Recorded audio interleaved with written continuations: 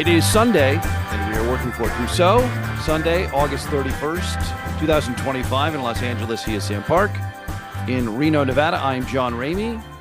Due to a number of factors we won't bore you with, we are off schedule and delayed, so thanks for waiting for this one. We will cover inflation, a court ruling on the Trump tariffs, and a big summit hosted by the Chinese. So let us begin with an inflation report. CNBC reporting inflation edged higher in July, according to the Federal Reserve's preferred inflation measure, indicating that President Donald Trump's tariffs are working their way through the U.S. economy like a stomach flu.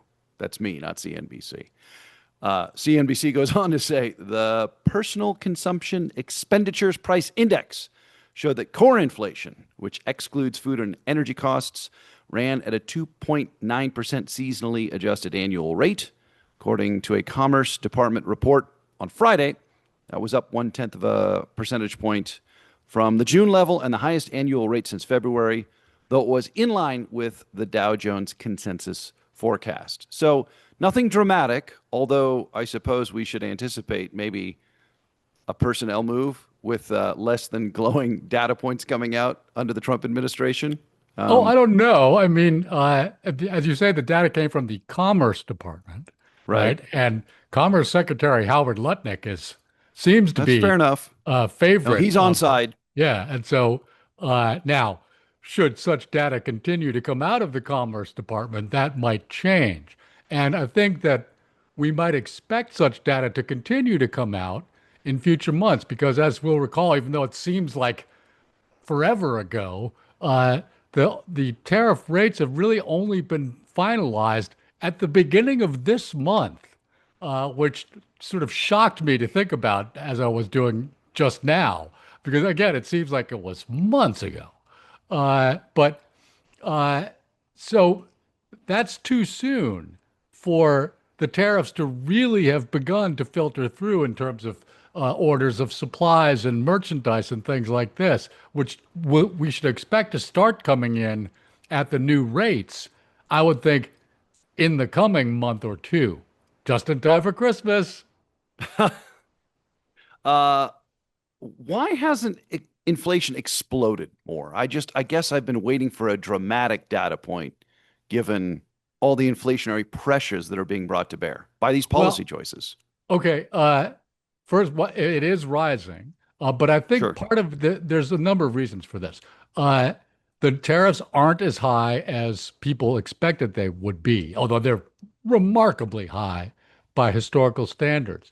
But there's this sort of common misconception among Americans that we don't make anything at all in this country, and it's really just not true, right? I mean, the things that people buy in this country, the majority of them are actually made here, and sort of a lot of those things have imported parts, but there's still plenty of stuff that's entirely made here. For instance, we spend lots on food. Now we import some food, but we're an agricultural powerhouse. I mean, most of the food that you and I eat, sure, some of it's imported, right? But we buy stuff it's grown in America all the time. And so same thing with gasoline, right? We spend a lot on gas, right?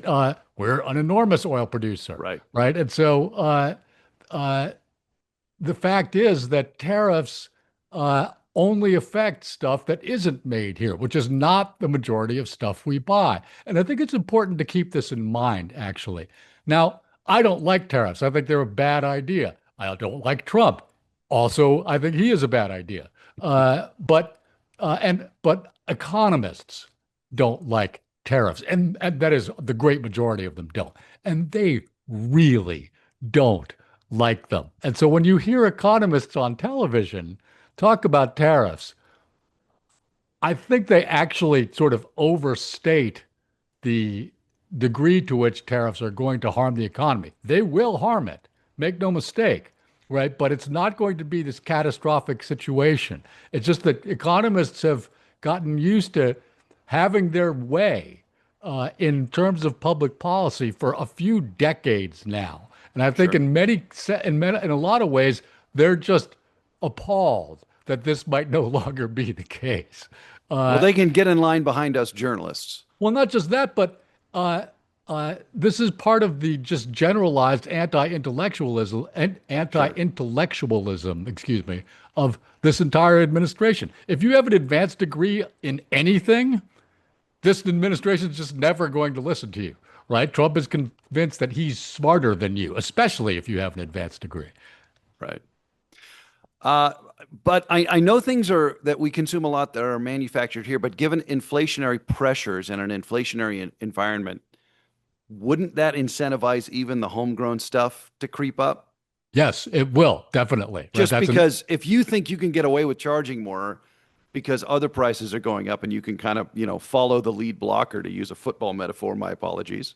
Why wouldn't you? Yeah, and in fact, we've discussed this on our show before, right? That's sort of what people at one point were terming greedflation, right? Greedflation, And yeah. yeah, is that inflation just gives bad pricing actors a place to hide, right? Right. But that's part of inflation. That happens whenever there's inflation. All right, that's not the cause of inflation generally. Got it. And I want to make It's sure that downstream. that's right. But now it's a serious problem. But that's one of the biggest problems with inflation, actually, is that it encourages bad actors. But what's another countervailing factor here is that there seems to be some softening in the job market, right? Hiring is slowed down. We're not losing jobs, but hiring isn't progressing as strongly as one might hope it would. This is one of the reasons why people think that the Federal Reserve will probably cut interest rates at its next meeting, is that hiring is slowing down. And so that actually reduces consumer demand, and that holds down inflationary pressures also. And so that's just another reason why inflation hasn't exploded in the way that a lot of people felt that it might. Okay, what's causing inflationary pressure upon the US economy? Well, tariffs are a big part of that. Certainly. And Reuters reports from New York City, a divided U.S. appeals court ruled on Friday that most of Donald Trump's tariffs are illegal, undercutting the Republican president's use of the levies as a key international economic policy tool. The court allowed the tariffs to remain in place through October 14th to give the Trump administration a chance to file an appeal with the U.S. Supreme Court. Remember that part. The decision comes as a legal fight over the independence of the Federal Reserve also seems bound for the Supreme Court, setting up an unprecedented legal showdown this year over Trump's entire economic policy.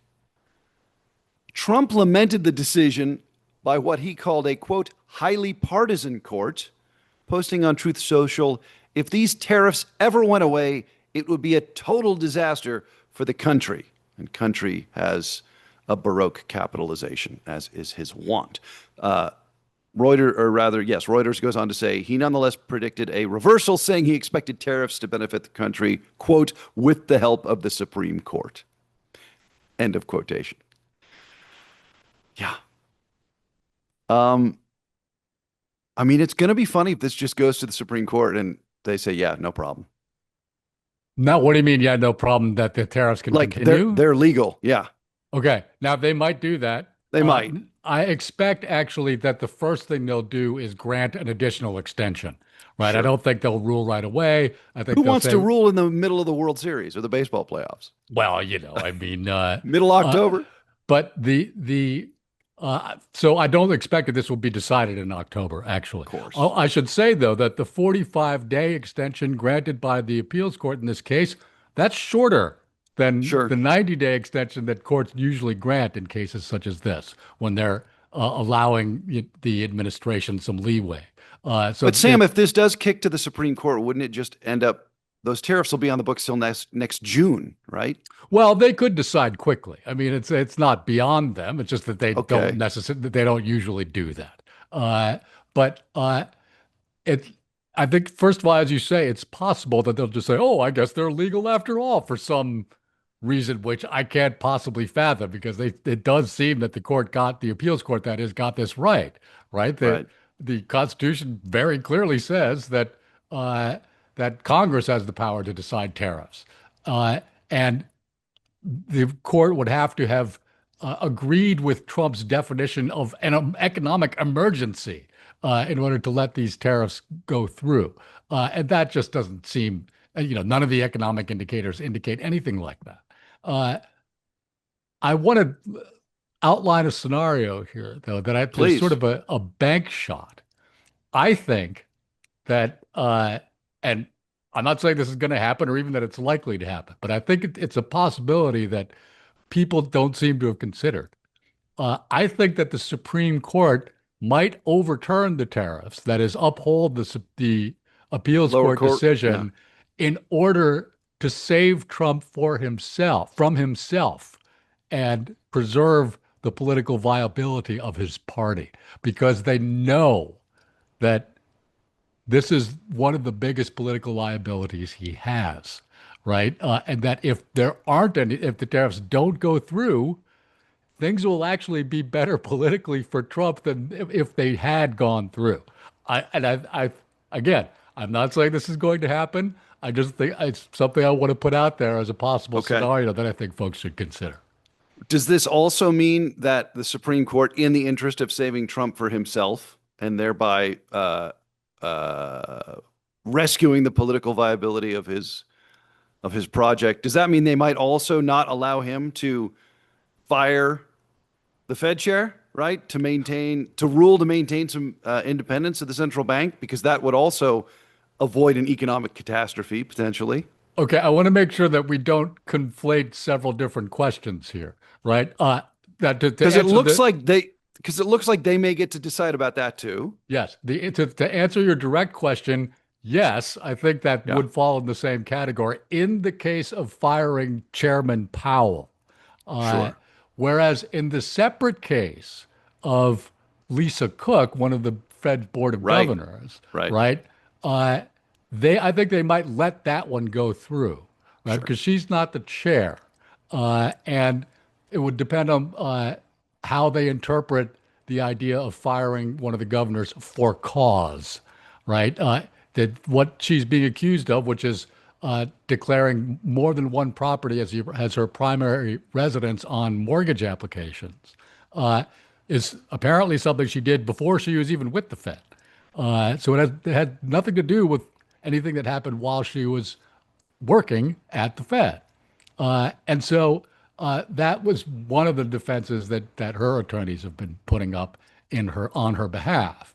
But at the same time, I think it's fair to say that the Fed decides interest rates, and interest rates are at least indirectly determinative of mortgage rates, Sure. right? And if she's hustling to get a lower mortgage rate, you can understand why that people might not feel that's unrelated.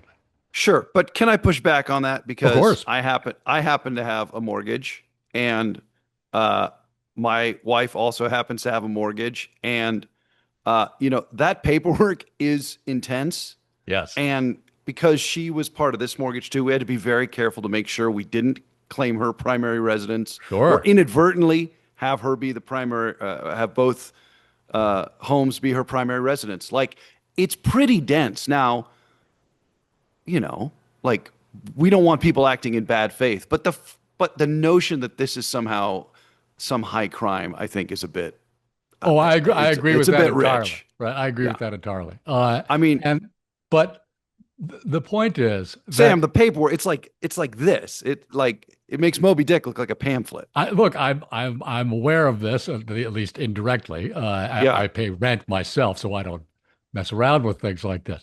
But I think it's interesting, though, that another person that's being accused at the same time of the exact same offense is my own, that is our Senator. California Senator, Adam Schiff, who used to be the member of the House of Representatives for my own district here in Los Angeles for many years, right?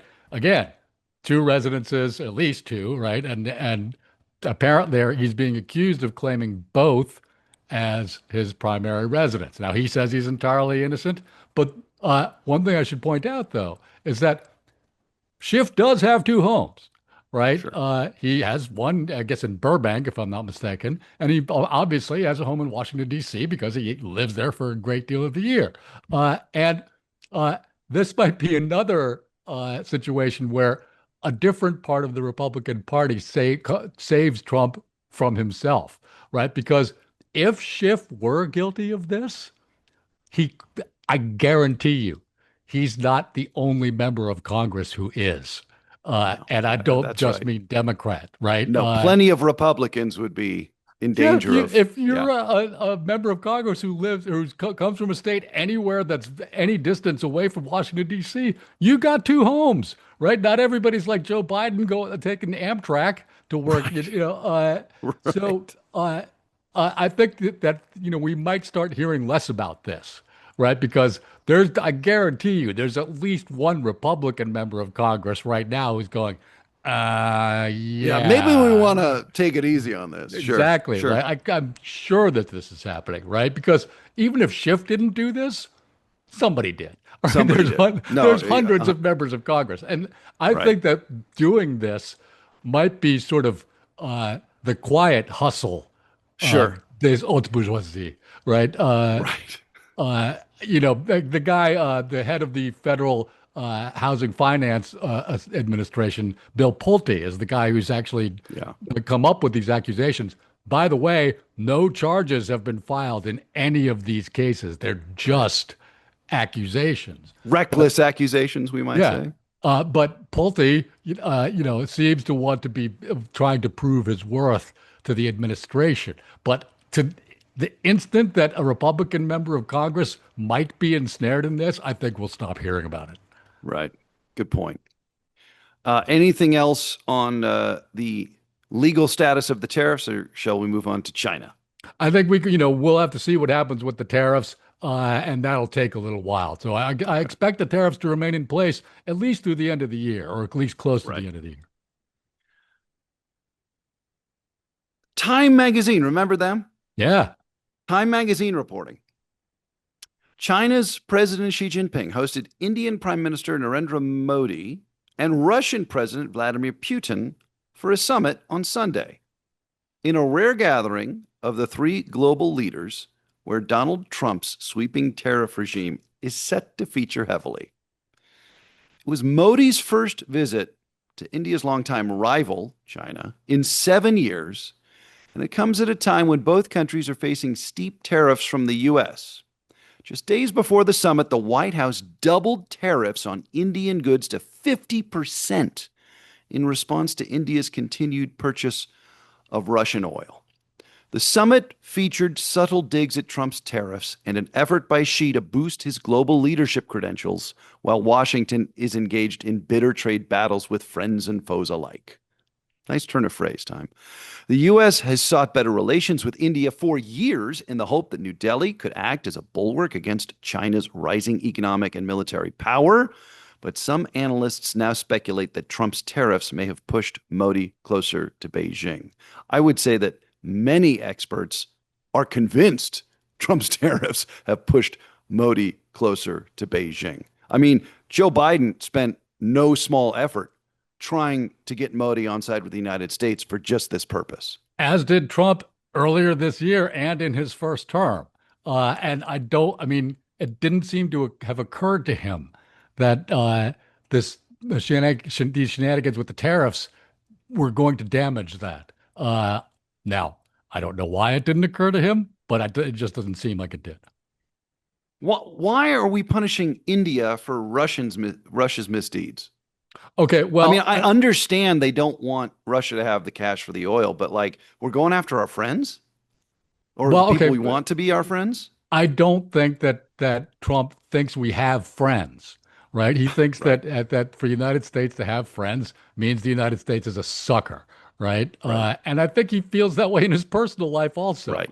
Right? Friendship is weakness. Sure. Yeah, that's right. But one thing I would say also, and we've talked about this on the show before, is that India actually does have some of the highest tariffs against the United States of any large country in the world. They're much higher, on the order of about 10%, than any other large country has against United States goods. So the United States actually does have a fair gripe against India on about its terms of trade. India's a big market, Sam. Oh, I'm I aware. mean, like you can make the case just objectively, like, you got to pay a little bit to get in the most populous country on Yeah, earth, well, you know? I agree with that. And we've talked also about the other objections that India has. They didn't want to open up their agricultural market. I mean, this is a big deal for them because so many of their farmers just farm to feed themselves. Sure. And if they are suddenly wiped out by large agricultural conglomerates like we have in the United States, it would be disastrous for the Indian economy. Maybe they could come up with some other way, some other jobs for these people to get. That could certainly happen, but there's just too many of them to take that chance. Sure. And so, I mean, but the other point about it is that trade negotiations normally take very long time to negotiate, right? It just goes on and on and on. You have to dot all the I's and cross all the Right. T's and bat all the issues around. It takes years in many cases. Uh, uh, what the Trump administration really just seems to want to do is says, no, here's your tariff rate pay up, right? That really seems to be how this is all worked out. And uh, and in many cases, there's nothing in writing, right? Actually, negotiations continue after the announcement is made, which has occurred in just about every case, with every large economy in the world.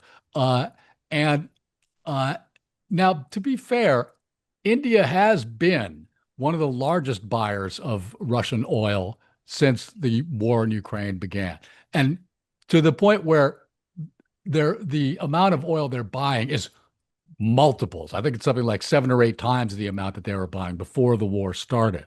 And Sure. so many people are saying, "Oh, well, why doesn't Trump punish China with higher tariffs because of this?" Right? Because they're buying even more oil from Russia than India is. That's true, but there's a couple things. One is that they were buying lots of oil from Russia Of before the war course. started Of in the course. way that India was not.